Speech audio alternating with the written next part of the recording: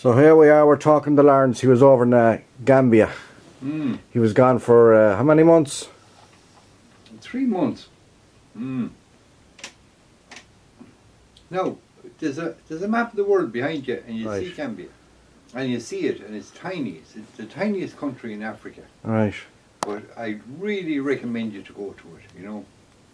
And it's a great place, and cheap and safe place, you know. Now, you want to hear a funny story? Go on, tell us it. Okay. It's okay. I can't use that now. I can't use that. I'm gonna get Pissy out of the way. Pissy, you're in my way there. So I'm gonna pull over this chair a moment. No, Pissy. No, I tire. No, she's grand. No need to tire. Now listen, come here. Tell me about. Stay, Pissy. That's Pissy there. Stay, Pissy. Yeah. What, Pissy? Down, Pissy. Come on, down. You called her over. Come on up here. Come on up here. Come on up here. Come on. No, stay there with Pissy. Now listen, I tell you. Tell me. You got arrested. What happened? You got arrested over there. Well, I wait for you to finish your food. Sorry. I was up when I crossed from Gambia into Senegal, all along the border and the border towns,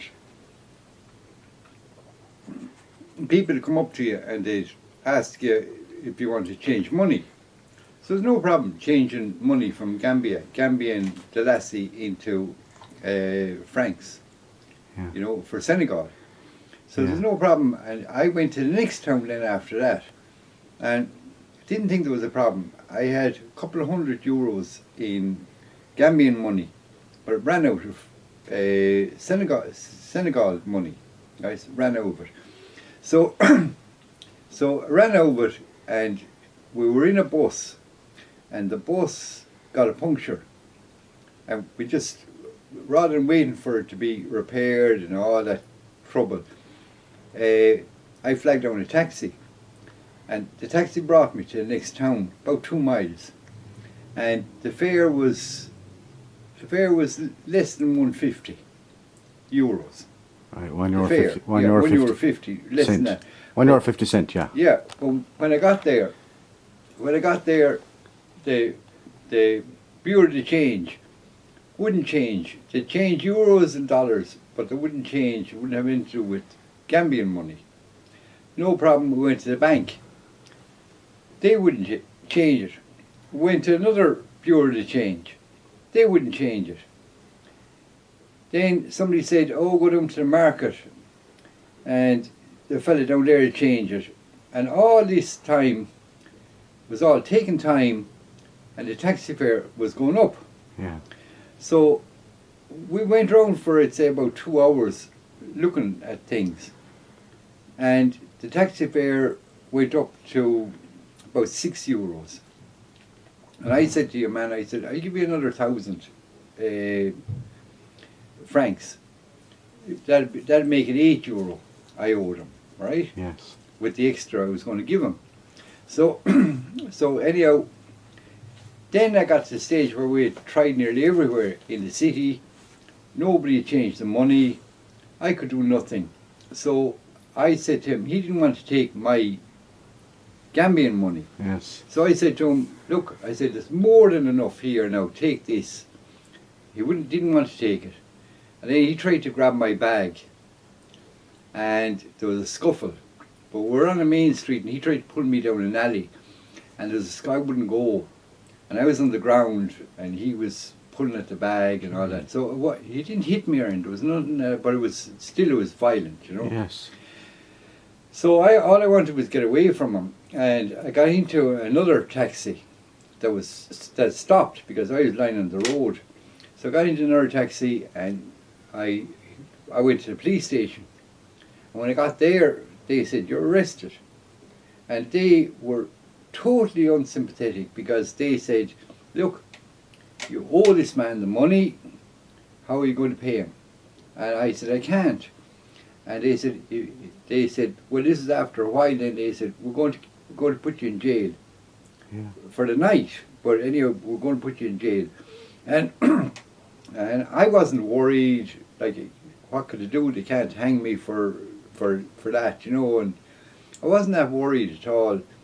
But anyhow, it turned out that Ramu, the girl who was with me, she could speak their language, and she had a relation in the same town, distant relation.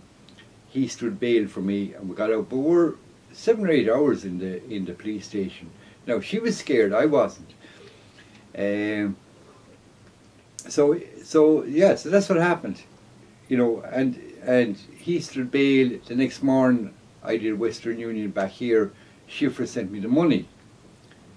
But 3 days after that, I was back in Gambia, and I met this Gambian young lad who had sailed a yacht from Gambia with the English owner. He sailed the yacht from there to Dominican Republic. And when he got there, you have to stay in the yacht. This is internationally, you have to stay in the yacht until customs come and inspect you and so on. Mm-hmm. But they came in late one night. He went off in the rubber dinghy, went for a drink, was arrested on the way back. He told the police that all his papers and everything were on the yacht. They just put him in jail. And he spent a year in jail. Like, after the first month, the case was supposed to be held, you see, you know.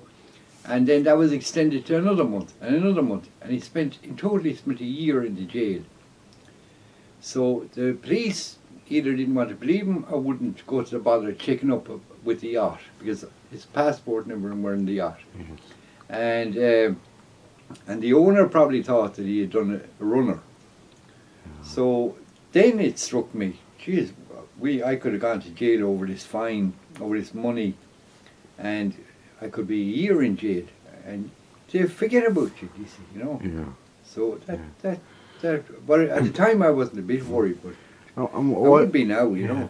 Why did you have to send back here? But you had money on you, as you said, you had money on you. Oh, Just loads of just money. you just hadn't got the right nobody currency. would change it. Nobody would change Why was Gambian money for Senegal money? Yeah, nobody Wow. changed it, you know. Isn't that amazing? Yeah, geez, yeah. Yeah. And €1 in Senegal is, you get 650 francs for €1. So when you change like €100, Yeah. how much is that? That's 60,000. Yeah. You think you're a millionaire. So I changed money on the border, Yeah. and I think, if I can remember right, I think I had 30,000, which sounds like huge money. Yeah. But you see, when you break it down, 30,000 is only, it's not even 50. I can't think now, but I think it's only €50, you know. Right. Yeah. And did anything else happen you out there? Like, did anything else happen you like? Yeah, well, the main thing is I met Ramu, you know, the Ramu, the person that I was telling you about. Yes. And I had a relationship with her for 2 months, you know, so that was incredible, you know. Were you broken hearted coming back from her? No, it was well understood that, you know, when the holiday was over, I wouldn't be coming back and she wouldn't be coming here. Like, it's not my fault, but just for her to come here, even for a visit, like for a holiday, they tried to get a visa. Yeah. It cost a fortune. Right. You probably have to have solicitors on it and all that, and I'd have to pay for everything because she's no money, you know.